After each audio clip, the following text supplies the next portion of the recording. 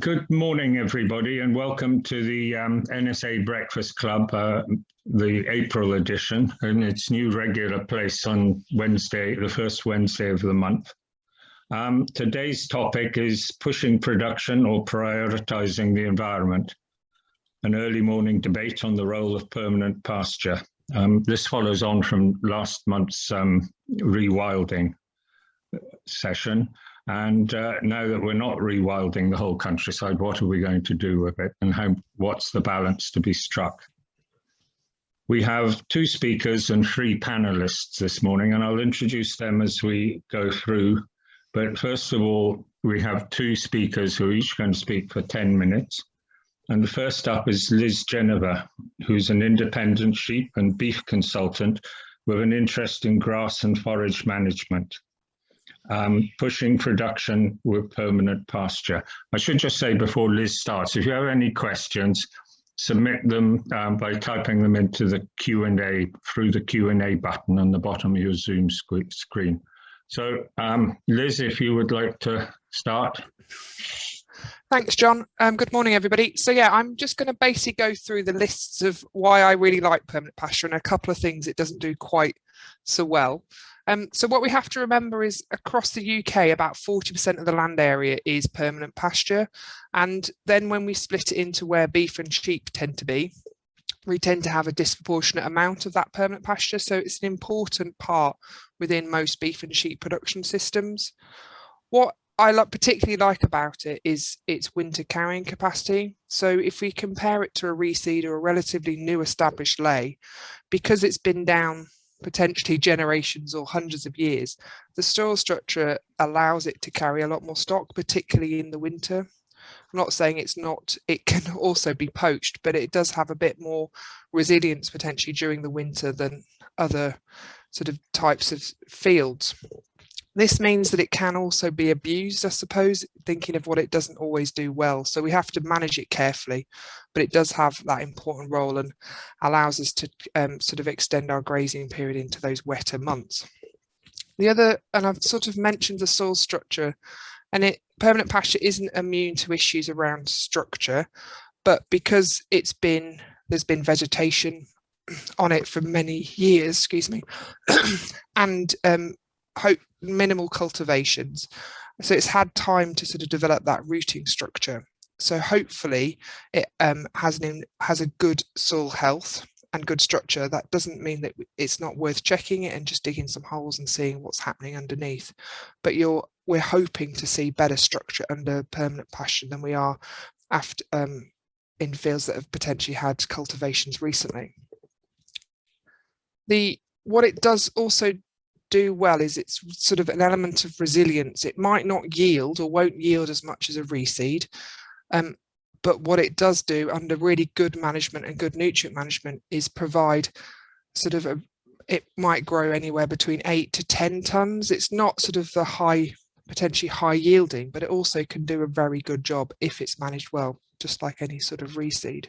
So the two factors that really affect sward composition in permanent pasture, and on my side of the argument, I'm wanting those more productive grass species. So we're thinking perennial ryegrass, we're thinking timothy, we're thinking white clover, and then there'll be other sort of grass species, maybe some fescues and other herbs within that too. What we need to really look after is pH. We want that pH to be 6 to 6.2 in those mineral soils. We're also trying to get good nutrient management. So that we're trying to feed the grass, and that means the productive species stay in. What we're then trying to do is manage it well. So grazing it. So either if you're choosing to continuously stock it, so making sure those sward heights are on target, and also can be rotationally grazed really well. And those two things will really drive its production on. As I've mentioned, it's not going to be hitting the heights of some of those reseeds, but it can provide a really good baseline and yield and provide that longer grazing season than you might get on a reseed, particularly in wetter times. What we also have to take into consideration, it's relatively cheap, aka you haven't bought seed for it in the last few years. Some people would be choosing to top it up, maybe overseeding it in places, maybe trying to introduce clover to it. But what we've got is a really cheap field. What we then need to do to it is invest both in terms of nutrients to make sure its pH, P's and K indices are where they need to be, and also infrastructure. So that could be fence lines or fencing systems to make sure that we can manage animals appropriately on it to try and push this sort of yield and ensure good sward composition. A factor that really affects sward composition is overgrazing in the winter and undergrazing in the spring and summer. And that, I would argue, is quite common within sheep systems. So it's sort of transferring the investment that we could be making into a reseed into actually investment into infrastructure to push that permanent pasture on. And again, we have to sort of understand where it is on the farm, what is its capability, is there other limiting factors you've got, is it its aspect, is it its height. We've got to zone those areas of permanent pasture and make sure we are pushing on the ones that will respond to the additional nutrients we're applying and will also benefit from that different grazing systems.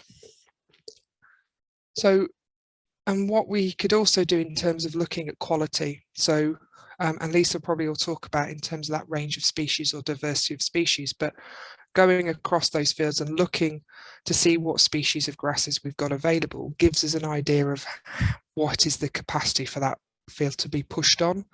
And when I'm not talking about hundreds of kilos of nitrogen, I might be, depending on the white clover level, we might be talking about a small amount of nitrogen in the spring to encourage spring growth before that white clover kicks in. And we might be talking about a small amount in the late summer, autumn to try and ensure that we have enough grass going into the winter to allow us to come out of the spring. So I'm not talking high inputs, I'm just talking feeding that grass and using nitrogen quite strategically to push that yield on. What we sometimes are challenged by certain permanent pastures is they won't necessarily finish stock. That could be because of the change in quality later in the season. It could be how well we've managed them in the spring. It could be that they've got quite a high parasite load just because they've been on that farm for multiple years and they've had a lot of sheep through them. So we have to realise they have an ability to grow grass most of the year and hold stock most of the year, but they might not be able to finish stock. So we've got to think about, is there other areas on that farm that can be put into different crops to allow that to occur? Is that strategic use of creep feed needs to be used on some of those fields to get those lambs away? So that's the sort of one of the things it doesn't always do well, is that finishing. But again, you can have fields, and this is, I suppose, part of this idea of zoning them. You can have fields on your farm that do stock incredibly well in a permanent pasture. So it's just knowing what that field can and can't do and working with its strengths.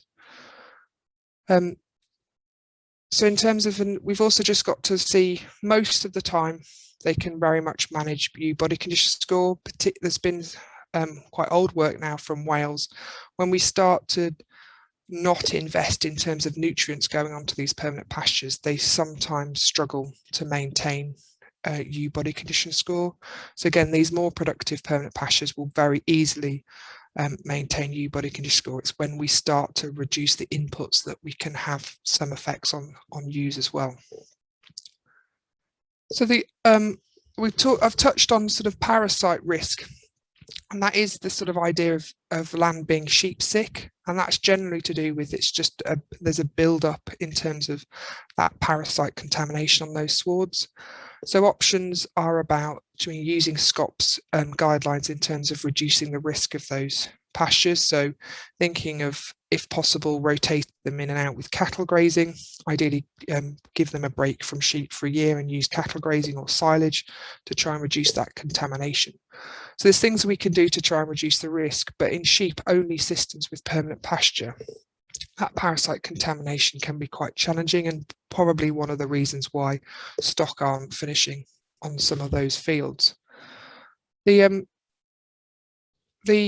other element we've got to consider, and back to this zoning idea, is that some fields actually shouldn't be pushed. Do you mean we're not talking, they're the ones that probably you would make more money from an environment scheme type approach.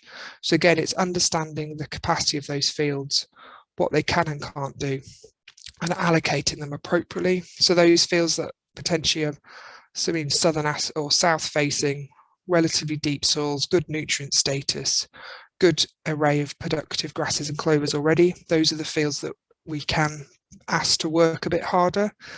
Fencing appropriately, we might not actually even push up the nitrogen use very much.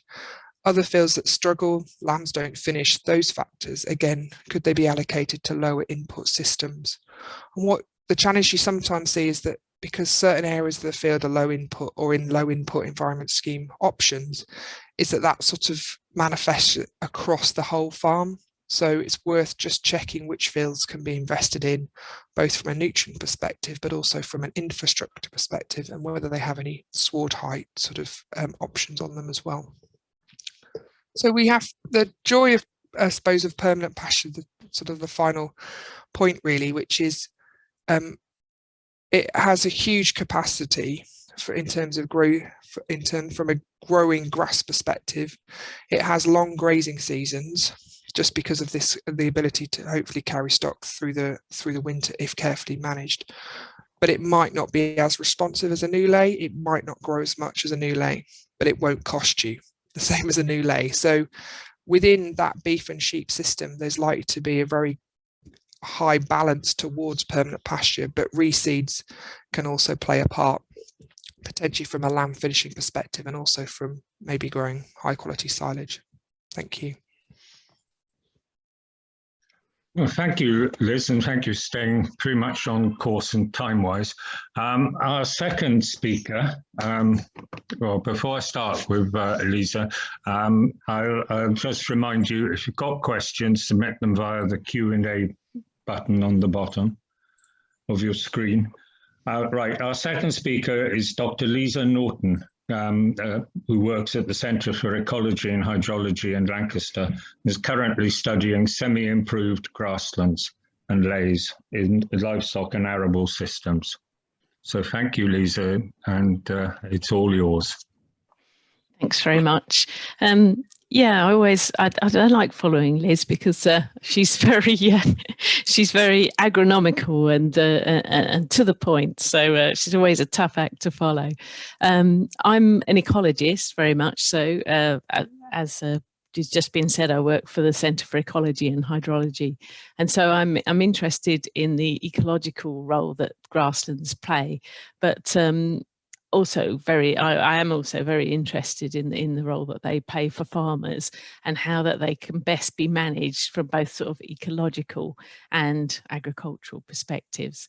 So grasslands play a really important role in anchoring stable and productive soils, and they've obviously been part of the UK landscape for a long time with associated grazing animals, whether managed animals or in longer ago, less managed animals in past millennia.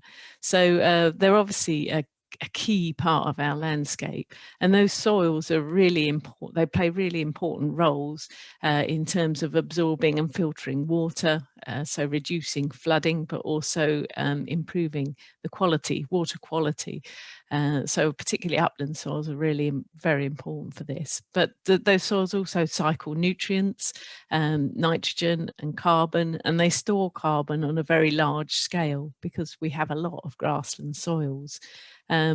Aside from that, they provide habitats and food sources for a wide range of biodiversity, all different types of invertebrates, plants, but also all the species that can live within grassland or hunt over grassland, for example.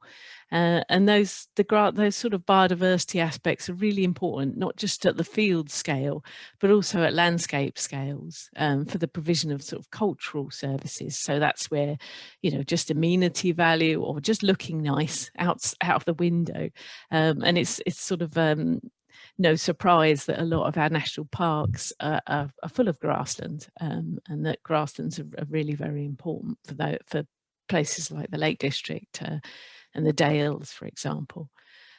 So these sort of grasslands can be very spatially and temporally. So over time they vary enormously, but they can also vary massively across the UK.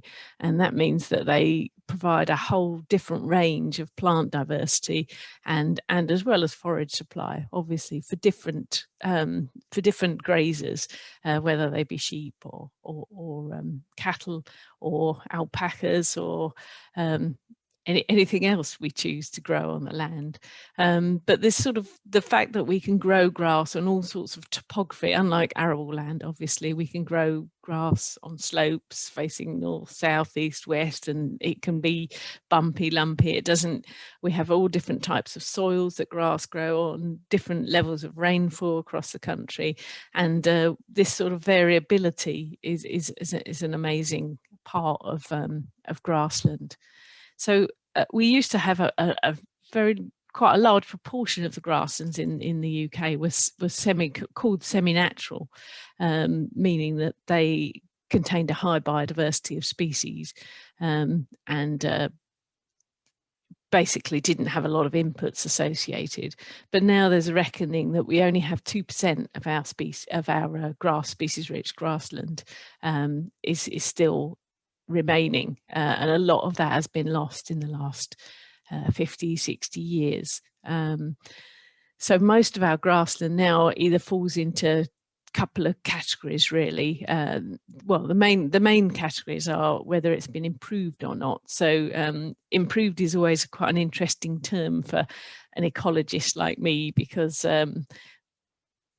for an ecologist, an improved grassland would be a much more species-rich grassland, but actually the term improved refers to the fact that it's been agriculturally improved. So very often the improved grasslands actually have far less species and are far more nutrient-rich, and about 20% of the UK is covered with intensely managed or relatively intensely managed improved grassland. Neutral grassland is considered much less managed. It's not our semi-natural species-rich grassland, but it's those bits of grassland which are not fully dominated by ryegrass and have a bit of a richer species mixture. And we reckon we've got about 10% of the country covered in that type of grassland. And we also have quite extensive amounts of acid grassland, obviously growing on the upland, in the upland areas. And these main types of grass, we have calcareous grassland, but very, very much less of that. And actually, a lot of the species-rich grassland is the calcareous, is where we still have remaining calcareous grasslands. These figures come from a national survey, which I've had a role in managing, where we go and send surveyors, ecological surveyors out to have a look, see what's out and about. And they measured sort of in a standard plot size in an intensely managed grassland, you'd get 14 species compared to maybe 20 in a bit of neutral grassland, and similar amounts in a piece of acid grassland. But if you were to go to calcareous grassland, you'd be getting at least double that, sort of 43 species. So that's what we've got sort of across the UK. And our most common species that we've recorded in this countryside survey, the most common species we record in all the different types of plot that we look at, and they're against hedges and roadsides and along stream sides as well as in the fields. And our most common species is ryegrass by quite a long way. And then other grasses also dominate, like Yorkshire fog and bent, couple of bent species of bent and false oak grass and cocksfoot. They're all in the top 10 species recorded in the UK. And soil carbon, our soil carbon levels in the different types of grassland are highest in the acid grassland, but it's about a third as much as you would get in a neutral grassland. And a neutral grassland, you get about 20% more carbon than you would in your average improved grassland. So there are advantages to carbon storage of it being less improved. So despite the fact that we know that highly sort of resilient natural grazed ecosystems can support really high levels of herbivory, and they can support all the other services that I've talked about. But we've still got quite simplified systems in the UK in terms of focused around ryegrass as being the most extensive species.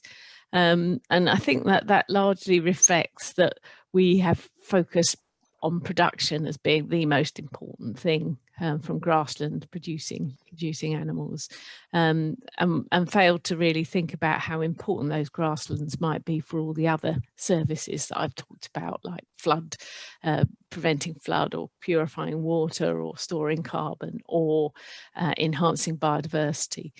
So one of the bits of work that I've been doing has been with the Pasture Fed Livestock Association, and they really promote the use of, they prohibit the use of monocultures, and they kind of promote species diversity, and they encourage pasture management to have higher biodiversity of herbs and native species.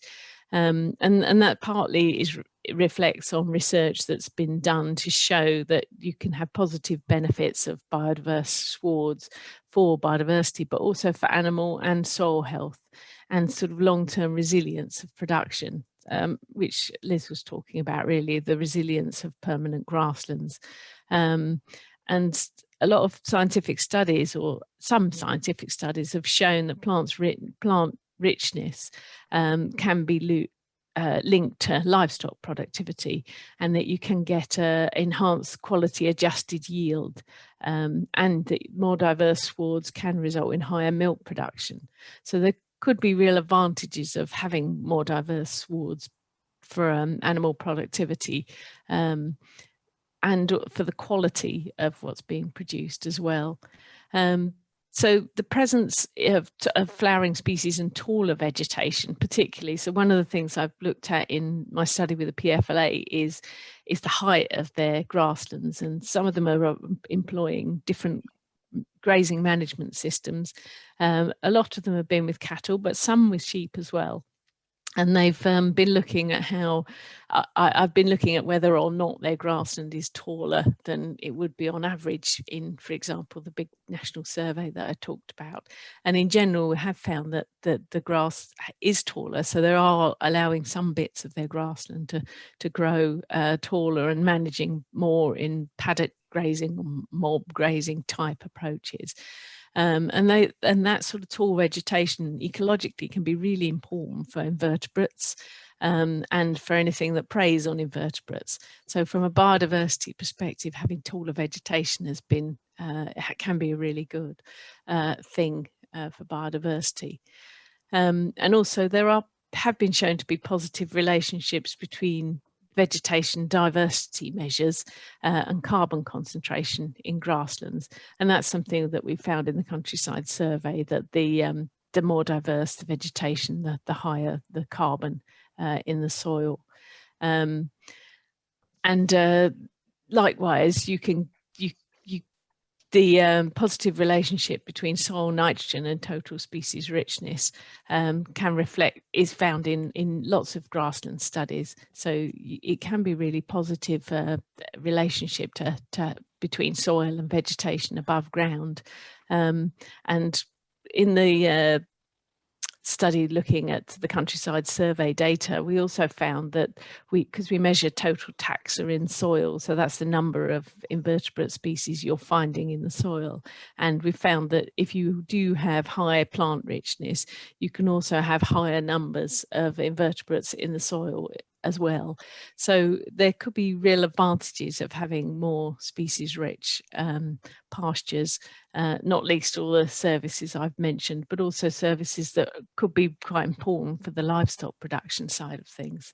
So so from a ecological perspective, I would like to see a lot more grasslands out there that are much more species rich, and that are more variable, I think, in time and space. So they're being allowed to grow a bit longer, and enhancing biodiversity in that sense, as well as also having more plant species in there as well.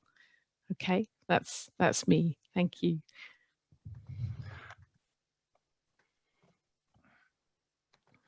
Sorry, you had me surprised there, Lisa. Thank you so much for that. Caught on the wrong foot. I was looking at the questions. We now have three additional panelists, and they're going to speak for a shorter time, bringing up one key point each. And I'm just taking you in the order in which you're on my paper. So first is Professor Robin Paikman of the James Hutton Institute, and he's a plant ecologist focusing on the management and functioning of biodiversity in a range of Scottish ecosystems. And I found him on Twitter yesterday. He seems to have been burning heather, which is a particularly politically incorrect thing to be doing. So thank you for being here, Robin. And if you'd like, bring up your key points. Well, I was just going to show something which illustrates it far better than I can talk about. And it's really this bottom point. You know, I think everyone can, the top point is everyone on a farm can do something for biodiversity. But the thing is about biodiversity, it's a really short word that represents something really quite complicated. And whenever you do something to the management, there'll always be winners and losers. And this is something we've created from our large-scale and long-term experiment in Glenfinglas. And so the 4 columns are high sheep, low sheep, mixed grazing at the same level as the low sheep, and no grazing. And these are all the things we've measured. As you can see, sometimes no grazing benefits things, sometimes high grazing benefits things. And it's very rare that any decision has a universally good impact on biodiversity. There'll always be winners and losers. Okay, thanks. Thank you, Robin. Next up is Prisor Williams, who works at Bangor University and has a broad range of research interests that usually sit on the interface between agriculture and the environment. These include areas around organic resources, slurries, manures, etc., pathogens, antibiotic resistance, and soils. So thank you, Prisor. If you could bring up your point. Hey, thank you. Yeah, thank you, John. Really interesting points made by Lisa and Liz there. I really enjoyed that. One thing that I would like to highlight maybe is where we are likely to be heading in terms of future agricultural environmental schemes. We don't have the fine nuts and bolts and the detail yet, and we know that the devil is always in the detail, but we've most definitely got a good idea of the direction of travel. Certainly for the schemes proposed for Wales and England, I think things are slightly different in Scotland and Northern Ireland, but essentially we know that we are moving towards a world where farmers will be rewarded for delivering public goods, and I think there are opportunities there if we manage our permanent pastures in the appropriate way. There are opportunities for multiple wins.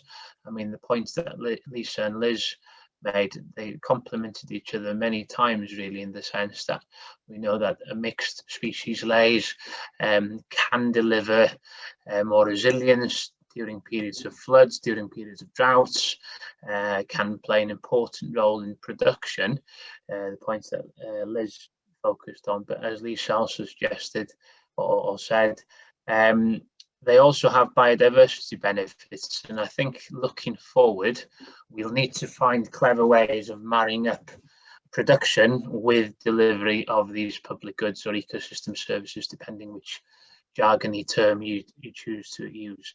And I think, you know, the sheep sector is maybe a bit nervous about, well, rightfully nervous about where support payments are going, because the sheep sector is obviously very reliant, or has been very reliant on those payments for many decades now.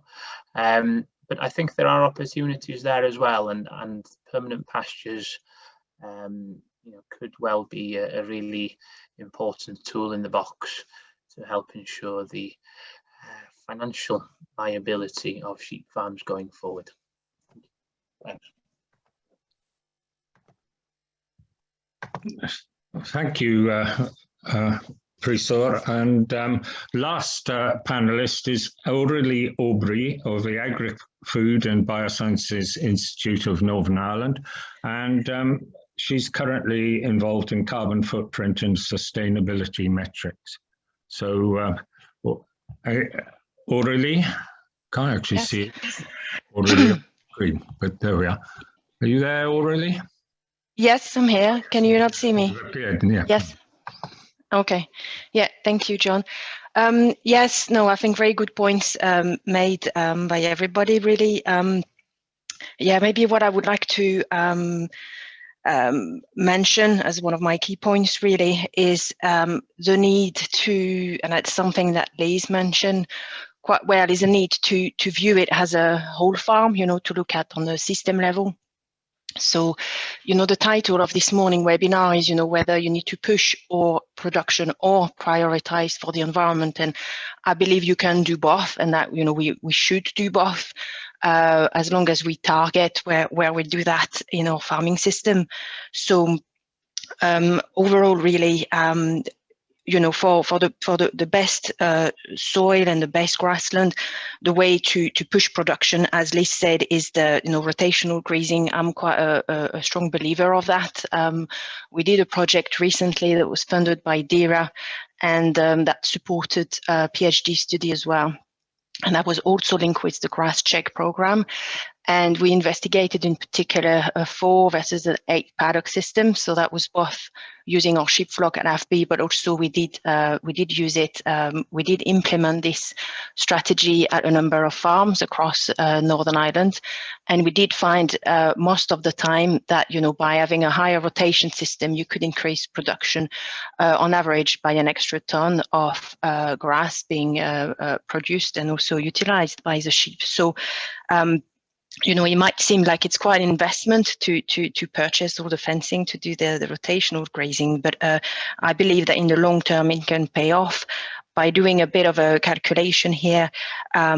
You know, by increasing that grass production by that extra ton, and if it means that you can increase your stocking rate or maybe produce more herbage for the winter, then, you know, you should be better off by on a per hectare basis. That should represent an additional benefit of at least 160 to 200 pounds per hectare. So you know, the investment that you would need to make in your extra fencing should pay off. But more recently, in the work I've been doing at AFB, I've been looking at the development and the first use of tools such as the carbon footprint calculators. And these are very important because, as some of you mentioned, you know, and in what Lisa has said, you know, the need to reward the other benefits that those or grasslands produce, we need more tools to try and better capture that and quantify it. And that's the problem, isn't it? When we talk about biodiversity and the environmental benefits, we can't quantify it as well as when we can sell our lambs and produce our grass. So I think we're getting there, and we need to, with the government push, you know, towards our carbon net zero targets and things like that. So so we need those tools to try and capture all those benefits at the whole farm level, so that we can do both, be productive and also not forget about the environment and the benefits that us as farmers we can create and maintain for our environment. So that's my key point really for now. Thank you. Right, thank you, Aurélie. That's brought things together quite nicely as we move into the Q&A session. So if I could ask all our panelists to reappear on the screen, and we'll work through the questions that have appeared on the screen, and I'll read them out. I think it's probably the best way to do them. There's one here which came in from an anonymous attendee in Scotland. In Scotland, there's a considerably higher percentage than 40% of permanent pasture. In terms of climate change effects, does this mean we are in a better starting position than other devolved nations? I wasn't aware that it was a race, but yeah. Anyone got anything to say on that? Could I say something? Yeah. I think then there's a possibility of the better lower ground being used for arable. So there may be a push up the hill. So as climate changes, things become, agronomically less constrained. So there may be that effect. Whereas the top line, the top fell line will probably never change. So you may find that there's a squeeze on permanent pasture. It's a squeeze from the bottom. So, Robin, in terms of the climate change picture, that wouldn't necessarily be a good thing, but because it would mean that your grassland is being ploughed and you're losing a lot of that carbon. Precisely, yeah. So it's potentially not a good from that side, but yeah, you could trade that off with the changes somewhere else where it becomes, Scotland's blessed because it's unlikely to lose production due to climate change. But say Essex might get really dry and need more woodland instead of arable. If I could say something from the chair, I think the background to this is that as farmers, our main job is to stay in business and to make money to stay in business. We will do that whichever way we can. And some of the questions that I see below, it's about the level of support that is given to good permanent pasture. If there's proper level of permanent support, then there will be quite a lot of permanent pasture about. But if there isn't, then farmers will find other things to do it. And in this area, it's already happening and it's going into conifer woodland, particularly in this parish. The next question is, yes, right. Okay, Liz is from Edward Adamson. Liz, does reseeding using a minimum till system affect winter carrying capacity? So I'm guessing it's to do with you're disturbing some of that soil structure, so it's understanding what the soil structure is before.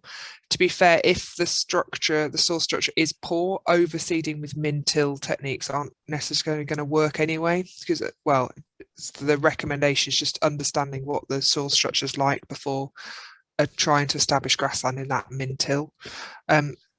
Potentially, if you are successful with your min-till, you're only moving a relatively hardly any of that soil. So the good structure that's able to carry the stock is being maintained. So it shouldn't affect it greatly. But obviously, you've just got to be quite careful with new seeds and heavy feet and wet conditions.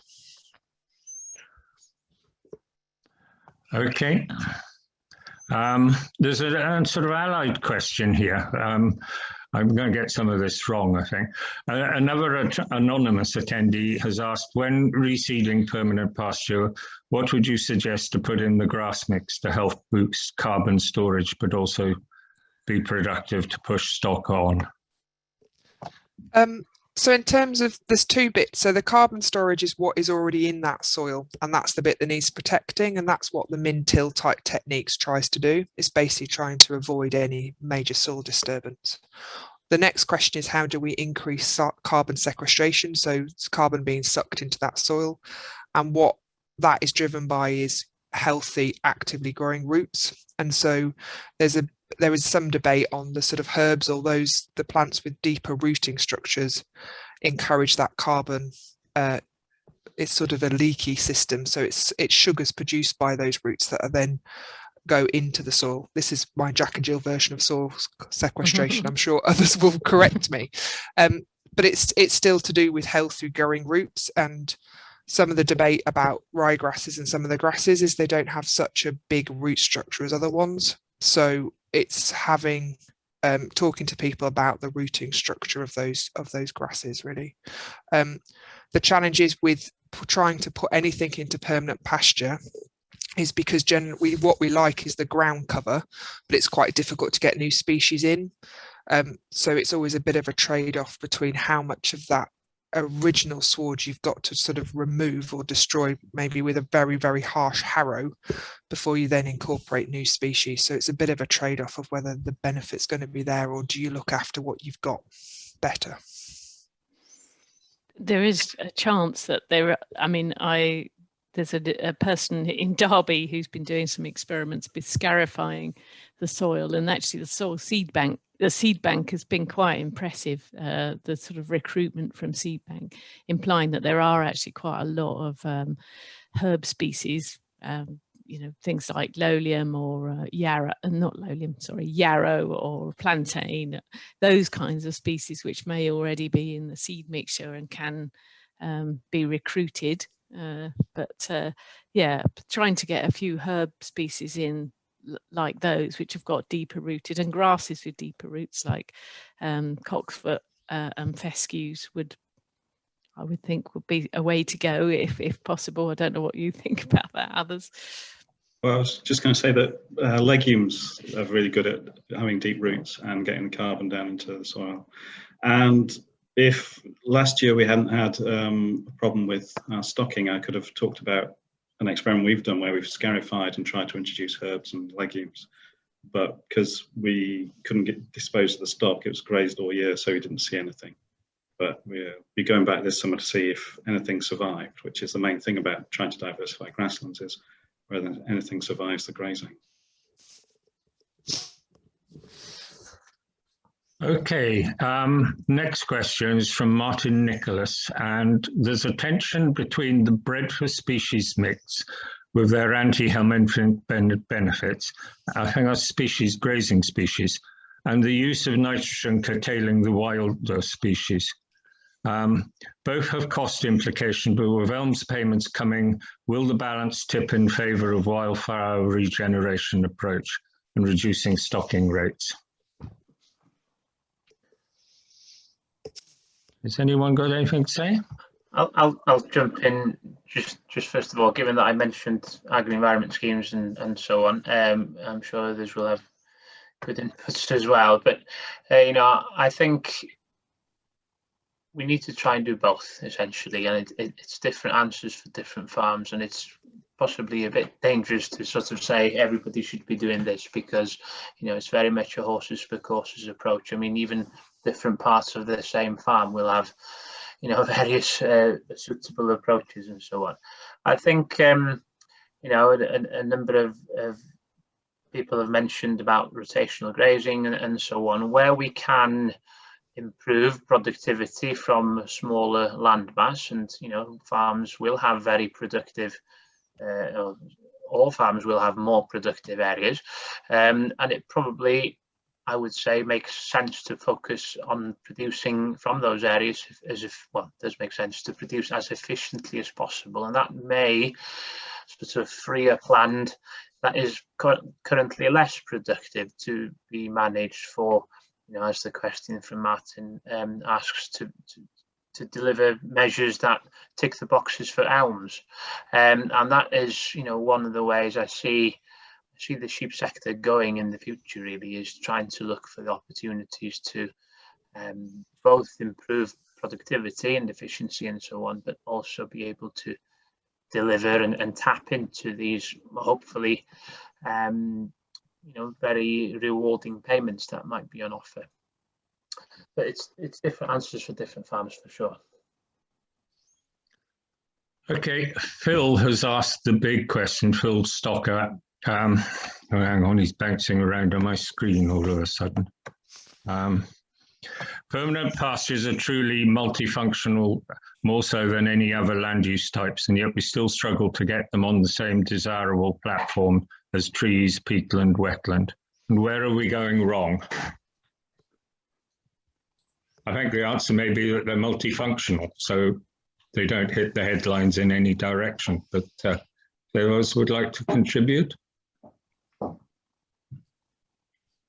I suppose the thing is, there's such a huge range of permanent pasture. So at one end, it's really productive, and on the other end, it's unproductive and maybe high in biodiversity. So it's perhaps the wrong term it's too broad a term to sell to anybody else, whereas everyone, you know, can recognise a woodland or a bog. It's you know, permanent pasture is perhaps too broad a category to sell effectively.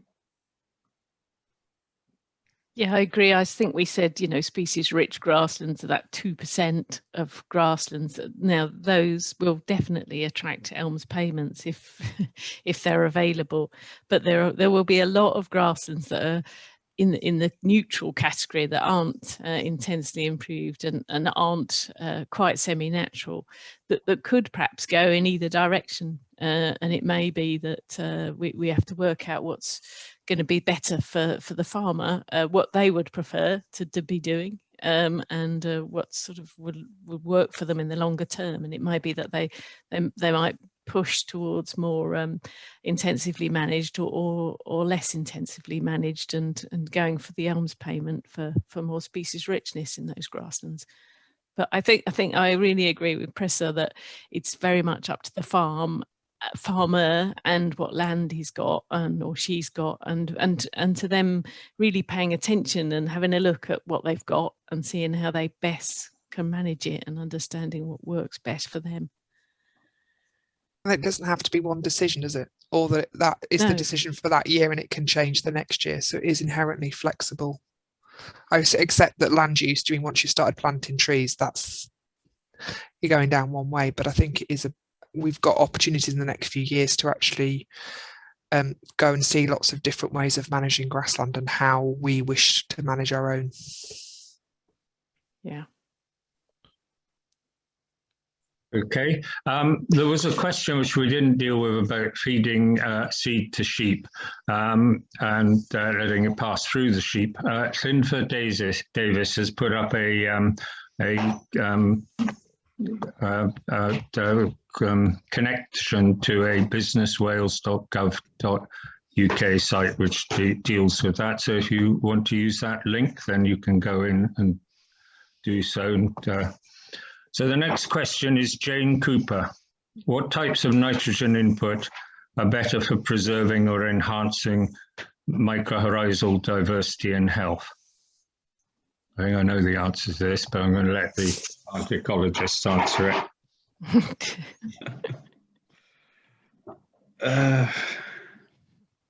I would suggest the more organic nitrogen as opposed to, you know, ammonium nitrate. But yeah, I'm not a mycorrhizal scientist by a long way. I would think that in general that nitrogen to nitrogen applications of non-organic sources are not very don't really help mycorrhizal growth at all. That what you're really wanting is organic nitrogen going in. I'm thinking legumes, so clovers. Yeah.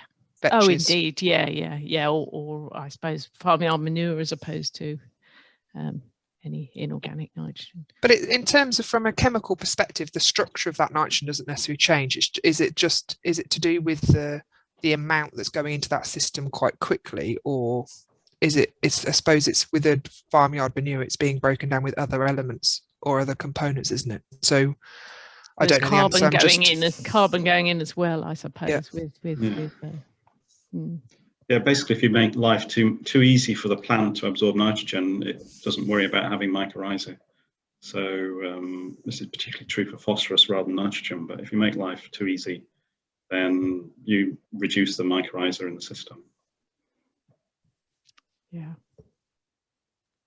Okay, an anonymous attendee has said there's already a carbon inventory for tree and carbon credits. What about the credentials for grassland?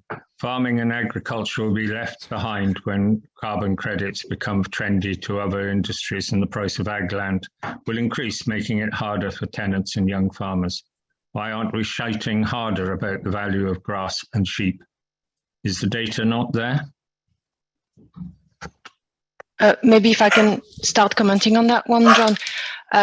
I think, yeah, that's a good point. But I think, as we mentioned earlier, it's mostly because there's a big diversity of grassland, isn't it? So it's easier and such to, even though, you know, carbon sequestration, for example, by trees and hedgerows, there's still a lot of unknown, you know, in terms of species, in terms of management that affect the way the carbon is sequestered as well. But it's the same with grassland. It's just to do with the variety we have, and we do a lot of work on that at the moment. So we start to have, you know, we have long-term experiments that have looked at the carbon sequestration potential under grasslands as well. So we know more about it, but necessarily, you know, it takes time to be included in the tools that are available to us. But we have to keep at it, I suppose, and that's where you know, the NSA can help as well, make sure that that voice is heard as such.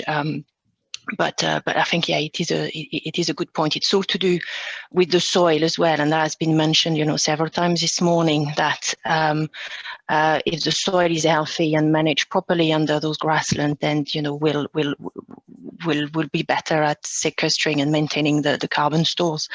And there's a lot of projects running, you know, everywhere in the UK, and we have some as well in Northern Ireland, to monitor the soil and understand better, you know, the relationship with the other environmental and management factors and how that affect the carbon. So we're working hard on that, but necessarily because it's long term, you know, the story really just takes longer to be transferred into clear policies. So, but I'm still hopeful. I don't know about about the other in the panel, but.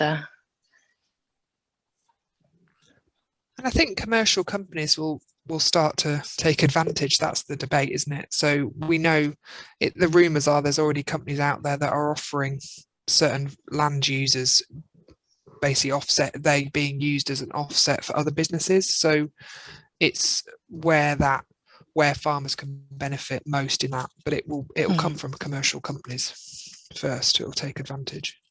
Well, the problem is with that is the commercial companies use the offsetting they can do on somebody's farm to allow them to keep polluting somewhere else. So actually, if we keep it on the farm for the benefit of the farmer, then those commercial companies have to find another way of reducing their emissions. So actually, that trading may be of no great benefit overall, even though it may be a financial benefit to a farmer. And also, of course, which just to build on that point, Robin, is that these carbon credits cannot be claimed twice. So if you're a farmer and Microsoft have paid you to store the carbon that they emit, then you as a farmer cannot also claim the carbon that you're sequestering sort of against the carbon that you're emitting on the farm. So that is also important to remember. I would also just briefly to say that grassland farmers have a lot of hedges as well, and that's another thing that they should be thinking about as a carbon storage, and trees in hedges. They're both very large potential places for carbon storage, which will be rewarded through the schemes in one way or another. Yeah, we've done some work recently to show that the carbon stored under hedgerows can be similar to the one, you know, stored under well-managed grassland. So that's, I agree with you. Higher, I would say, yeah.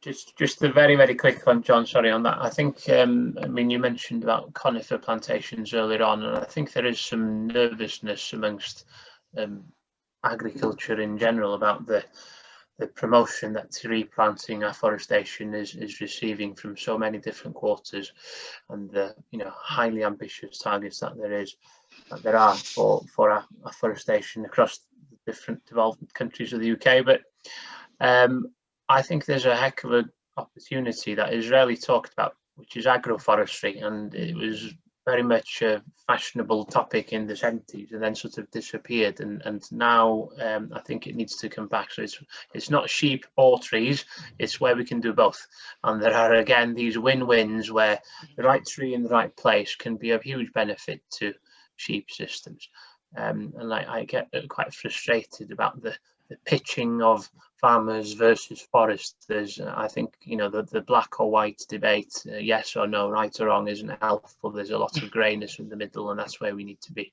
and there are opportunities for sure. There was a, oh, yeah, here's the question. In your opinion, can agroforestry extra have benefits in terms of production and public goods production over and above permanent pasture or diverse permanent pasture? Sorry, I missed the word out there. So I don't actually seen that question, so I sort of answered it already, I guess. But just briefly on that, we've done some work at Bangor University looking at that specifically. So we've got a 25-year-old agroforestry experiment, and essentially try and summarise it in a very short space of time. What we've done is look at the energy usage that the energy expended by sheep to keep warm during the cold spring that we are currently having, and to keep cool during the hot summers that we sometimes get as well. And sheep essentially waste a lot of energy just trying to keep their thermoregulation, just trying to keep the temperature at its optimal.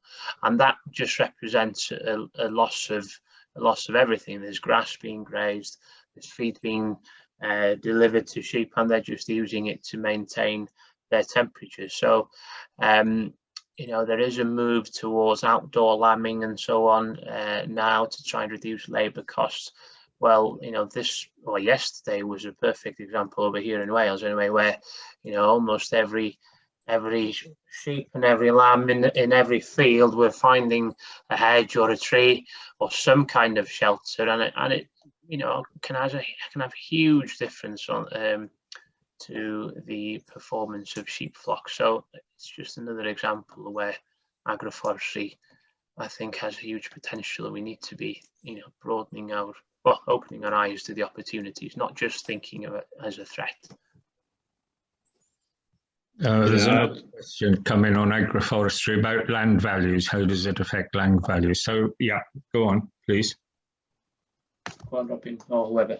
Oh, well, I don't know anything about land values. I was just going to say I was in our experiment on one of our research farms, which was an agroforestry experiment, driving through it. And, you know, you can see it's getting quite old now, and it's probably having some negative effects. But, you know, in the first 20 years, all the effects on either sheep production were positive or grass production was neutral. And perhaps it's getting the management of the agroforestry right, when to take them out before the trees get too big. But yeah, it's definitely an option. But yeah, as for land values, you've added the value of the trees, and it shouldn't affect, and it's not affecting the sheep production in the early years at least, then it should be positive. Certainly not negative. Okay, next question from Jan Ledru. I'm sorry. I'm going Norphil's second question because he gets enough airtime as it is.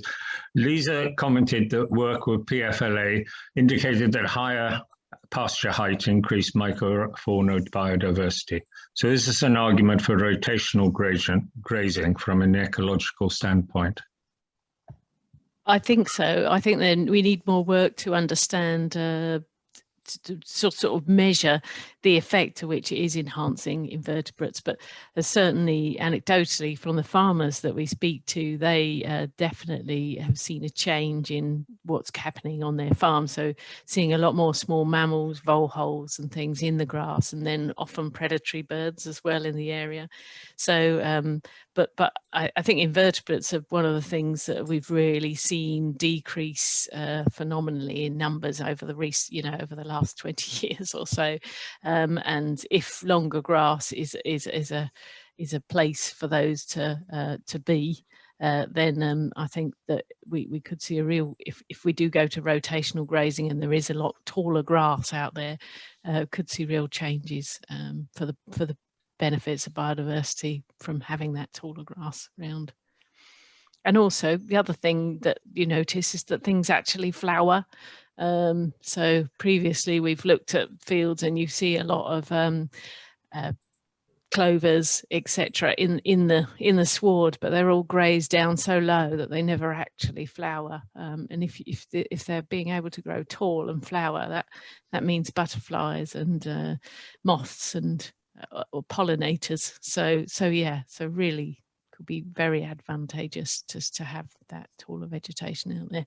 Yeah, there could be a lot of benefits of trying to integrate that increased productivity with increased biodiversity, and it's quite a hard system to work on experimentally because it's rotating all the time. So it's very much, I think, a way of getting a lot of farmers to report on what's happening might be the best way forward to try and understand, because the evidence is fragmentary at the moment, even though quite a lot of it's positive. And I think it's also driven by that an increased interest in using fewer wormers or anthelmintics or chemicals as well in those systems. So that both from it's partly an input, it's partly because the animal doesn't need it, but also it's driving back biodiversity. Everyone loves a dung beetle. So there's a lot more, it's becoming more dramatic or dynamic as an argument really than just going, well, it's just all about live weight gain. I think farmers are also bringing in that biodiversity. They want that pasture to look different and the farm to be a different place. So I think that it's evolving as well. It's interesting. That's quite apart from the joy which we've seen many farmers taking in doing it. Actually watching their stock moving between the paddocks and feeling excited about doing something a bit different and talking to their friends about what they're doing, and just we've seen a real sort of psychological benefit for farmers of being involved in these systems, as well as the sort of ecological benefits too. Okay, next question was from an anonymous attendee, and they have said, I think everyone is sick of hearing about delivering public goods. I was waiting for a comment like that. I was wondering whether you were going to read that one out. The public are in the majority, and many of them are ignorant to food production. How can we address this frustrating issue? If it's here, Liz, I'm going to read. That is true.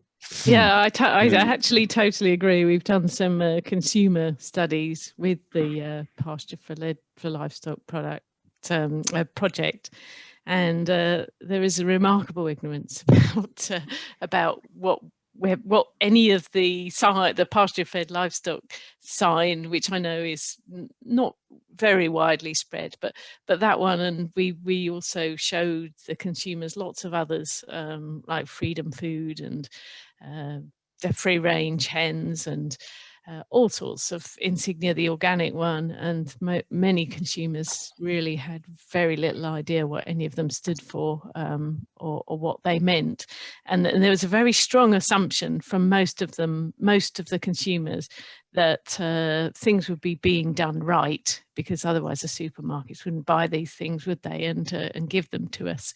So I think there is a real job to be done to show the benefit, that how grassland farming is really beneficial for the environment, and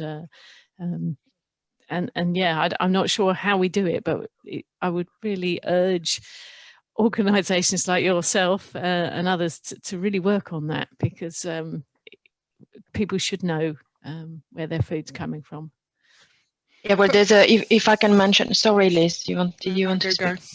Yeah, just briefly, there's a project that we're working on at the moment. It's called Food Futures, and we involved a lot of we have 30 farms involved in the project, but we also have processors as well. So we have some dairies and some abattoirs involved as well. And I think it's important to have these on board as well when we develop, the main aim of that project is to develop sustainability metrics to try and improve the marketability of those products if they're from, a system that is sustainable. So I think the key thing to try and, do that is to involve all the key actors along the supply chain, so that it means something. Yeah. And so this is, I think we tend to keep thinking someone else is going to do it, and actually all of us have responsibility. So there's quite a few beef and sheep farmers we sell beef local, and just because someone lives near a field, we assume that through osmosis they understand farming. So actually from a farmer perspective, we all have responsibility to do some public engagement and get people on farm. And I'm not saying everyone's got to do an open farm Sunday, but is about all of us being responsible, because we keep thinking someone else is going to do it and they're not. And I think it's a series of, it's a bit of me talking to someone who's looking at me and my quad bike versus engaging with processes. And it's all of that has to happen, because one thing isn't going to solve it. Okay, there's a series now of sort of cultivation questions about permanent pastures. So I'm going to paraphrase them because we're going to run out of time. And if I could have very short answers. So Liz Griffiths has permanent pastures that are so dense it's difficult to get seeds into the ground and to get germinated. How to do it? How to solve that? So to be able to overseed a pasture successfully, we need to be able to see 40% of ground, which means that you basically look like you're going to try and kill it with a harrow. So my question is it the right thing to do for that field? Is there something else you need to do? Is it the appropriate grazing? So all grass wintering with sheep can help. So you'll, at certain time of year, you take that sward down low and you give it some rest, and it will do some rejuvenation for it. So either it's the 40% ground cover and look like you're trying to kill it, or trying to use grazing at certain times of year to improve it, or manage or think about, does it need to go to a new route? But certainly that heavier winter grazing but short sharp and a rest period can improve permanent pasture really significantly. Okay, Michelle Stroud is looking to overseed her pasture to include herbs and different grasses, but what percentage of ryegrass does she need to support the ewes and lambs? If those herbs and Jean, it's a bit of a difficult one. So the reason why we like perennial ryegrass is because it's high quality. So we're looking at 11 plus ME. However, any grass species managed well in the spring can nearly achieve that. So it's not necessarily the ryegrass per se, it's the quality of what is presented to those animals. So we can do that with a variety of different grasses and herbs, but it's making sure what is being offered to that animal is green and leafy, and that's what's driving the energy content of that. It doesn't have to be ryegrass. Lindsay Rumming is asking whether trampling seed into the soil around a mobile water trough is effective or a waste of time. She's getting chicory, or he's getting chicory into a permanent pasture like this, but it's going to take a while to get around the whole farm, but it will. Why not? Oh, it's open soil. Something will germinate there. If they don't put those seeds in, it'll be chickweed, probably. Yes. Yeah. Which sheep also like. So that's good. Which is great. Edward Adamson, opinions on subsoiling versus soil aerator on soil health. Do you lose carbon when you get air into the soil? It depends on if you've got a structural issue or a drainage issue. So it's about digging holes and appreciating where that. So subsoiling I would consider to be a more significant structural issue, so probably generated by silage conditions. So when you dig a hole, you're getting lumps of soil the size of your fist that won't break down. That makes me trigger into subsoiling. Soil aeration tends to be still reasonably significant damage, but in the top 5 to 10 centimeters, generally overgrazing with sheep for prolonged periods. So it depends on where the structural issue is and how significant it is. But I think if you've got really serious problems, then maybe shouldn't stay as pasture. You may be thinking that's the ideal place for trees. I thought you were going to say plough it, but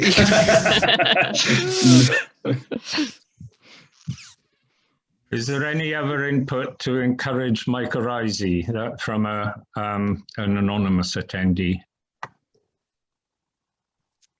They should all be there and working fine if you've not stressed the system too much with over-fertilizing and particularly too much phosphorus. Or cultivating. Yeah. Your fungal quantity will go up the longer you've had it in permanent pasture and not loaded it too heavily with inputs. Jan Ledoux says, sounds the panel feels every farm's different. Each will need an individual plan. Do we have the knowledge and perhaps the advisors to help the farmers? We're going to have to, aren't we? We can. Sorry. Go on, Liz. Yeah. No, I think that, and I think it's been beautifully illustrated. So my background is production science, growing animals as quick as possible, and I have an interest in the environmental side. What I'm not at all comfortable necessarily talking about the ecology of a grass field, but it's the knowledge. We have the knowledge in either side. What we don't have is that knowledge in the middle. And I think, but we have lots of people who are interested. So it is a program of development that is needed to help advisors sort of start to bring those two. So rather than thinking it's production or environment, it has to be this combination. And I think that's the bit that we don't. There's not that many of us in that middle ground really at the moment. We don't train people like that, so we're into silos as soon as we go into higher education.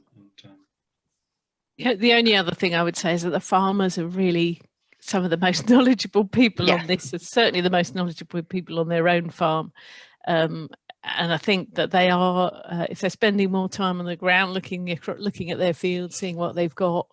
They're the ones in the best position to learn this if they can, with a bit of advice.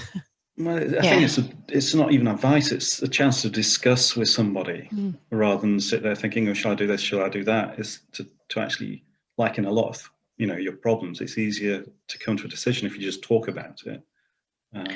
A lot of the time that isn't one decision. It's actually a debate, isn't it? And actually you pick one of the options based on the information provided to you. So it's who's providing that information or helping you with those decisions. That's one of the benefits we found as part of the grass check program in particular as well, because there's a number of farmers that were all involved in the program, and they each had to measure their grazing platform with a plate meter, once a week. And I think they all felt, if some were not necessarily doing that, at that frequency, they all felt real benefits into walking their whole platform like that and sharing, their wedges and things like that as part of the, the grassland management software they were using. And you can connect with other people in the group as well. You can make notes and share, and then it leads to farm events and stuff like that. So at least you feel a bit maybe less alone in that you do measure. By measuring it, better where are your hotspots, where are your best pasture, as Liz mentioned earlier, the ones where you can target for the productive side of things, and then the ones where either you need to reseed or maybe you don't need to reseed. You thought you needed, and maybe you don't, if your fields actually perform quite well. So the key is into getting the data, and then so that you know better at your whole farm scale which areas you need to improve or not. Okay, there's two questions or two comments at the bottom. One about wool being a carbon capture byproduct. And I think we'll take that on board as the NSA. It does need more work. And then the other one is public may be ignorant or uninterested in food production. That doesn't mean it's our responsibility. It isn't our responsibility to help and inform those people. So let's finish with Phil's question, because for me, I think this is quite fundamental. Agriculturally, we know that soil pH is fundamental to improving productivity. Can we also argue that it's good ecologically as it leads to greater plant diversity, accepting that there's a role for acid grassland in the right place? And this is the last question. So, Robin, I can see you want to say something.